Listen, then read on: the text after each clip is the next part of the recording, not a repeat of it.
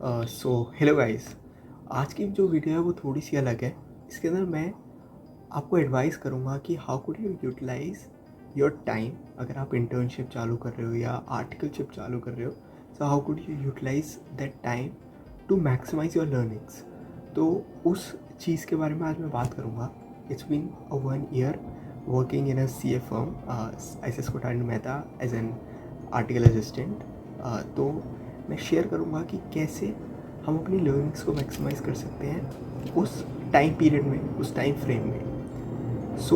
मैं अपनी video start करने वाला हूँ। पहली चीज़ जो मैं बताता हूँ वो ये है कि अपनी पढ़ाई को थोड़ी टाइम के लिए साइड में रख दो, क्योंकि जब आप नए नए कॉर्पोरेट एनवायरनमेंट में आते हो तो आपको समझ नहीं आता है कि कैसे बैलेंस आउट करें अपनी स्टडीज़ को और अपने पढ़ाई को, सॉरी स्टडीज़ और पढ़ाई को, स्टडीज़ और वर्क लाइफ को। अब वो मैं इसलिए कह रहा हूँ कि कम से कम 2 से 3 महीने आपको कुछ नहीं पढ़ना है। अगर पढ़ना भी है तो सैटरडे संडे को पढ़ लिया थोड़ा बहुत, बस। मतलब सैटरडे संडे तो पढ़ ही सकते हो, या फिर दिन में थोड़ा बहुत पढ़ लिया, शाम को 15-20 मिनट आधे घंटा रिवाइज कर लिया।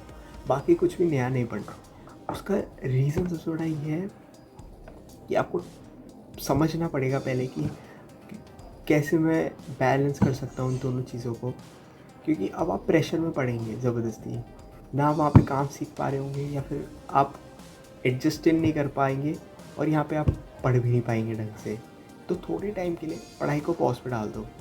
थोड़े टाइम तक फिगर आउट करो कि उस सेटिंग में कैसे ढलना है, because it would be most of the time it would be your first time in a corporate world. तो उस कॉर्पोरेट सेटिंग में थोड़ा सा एडजस्ट होने के लिए अपने को टाइम दो, अपने माइंड को टाइम दो उस कॉर्पोरेट सेटिंग में एडजस्ट होने के लिए।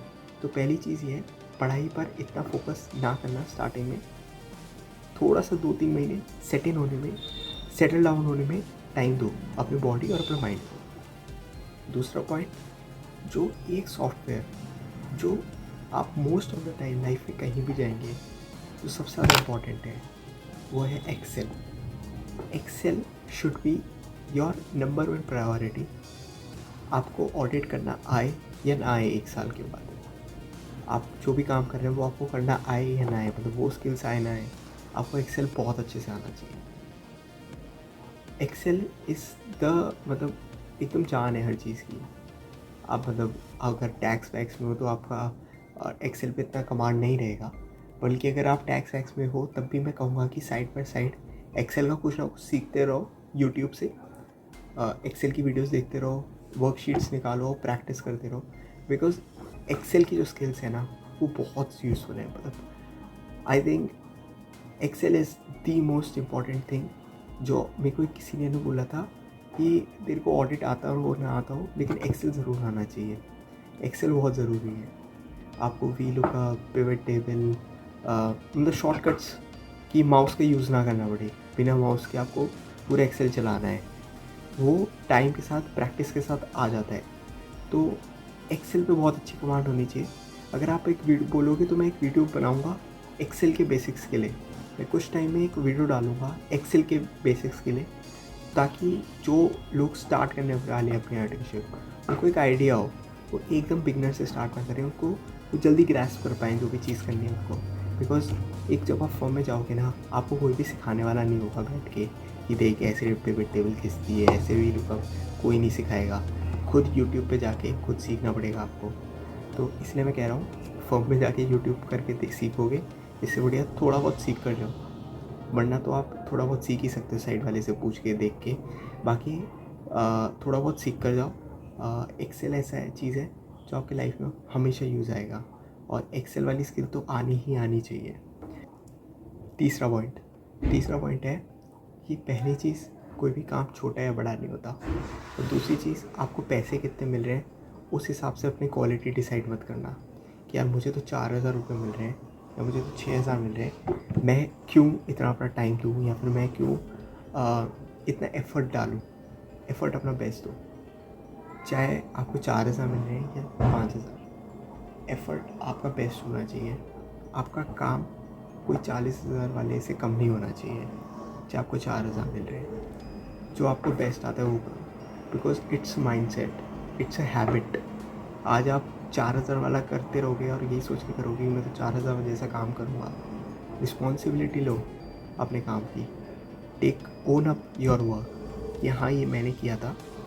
क्योंकि गलती होती है तो ओन अप टू इट कि गलती हुई, और अपना बेस्ट देने की कोशिश करो।